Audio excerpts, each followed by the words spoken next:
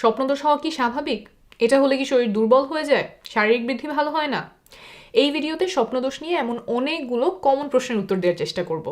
প্রথমে আমরা এক কথায় বুঝে নেই যে স্বপ্নদোষ বলতে কি বুঝি।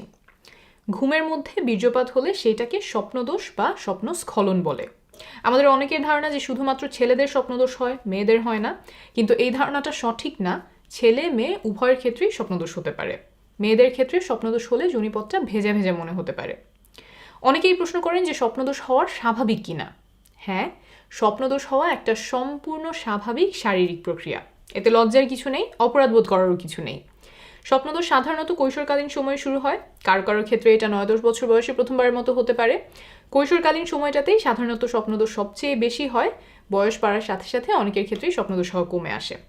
আরেকটা প্রশ্নের উত্তর অনেকেই জানতে চান যে কত ঘন ঘন স্বপ্নদোষ হওয়া স্বাভাবিক, আর কতবার স্বপ্নদোষ হলে সেটা অতিরিক্ত।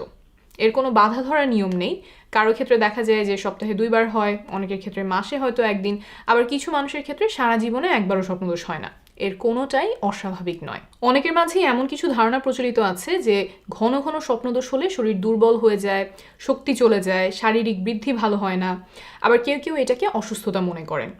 কিন্তু এইসব ধারণার পক্ষে কোনো বৈজ্ঞানিক ভিত্তি নেই।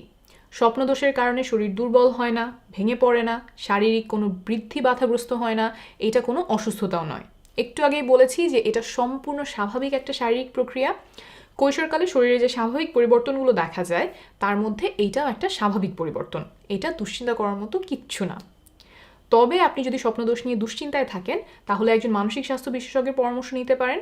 তিনি আপনাকে উপযুক্ত পরামর্শ দিতে পারবেন, দুশ্চিন্তাগুলো দূর করার জন্য বিভিন্ন উপকারী টেকনিক শিখিয়ে দিতে পারবেন।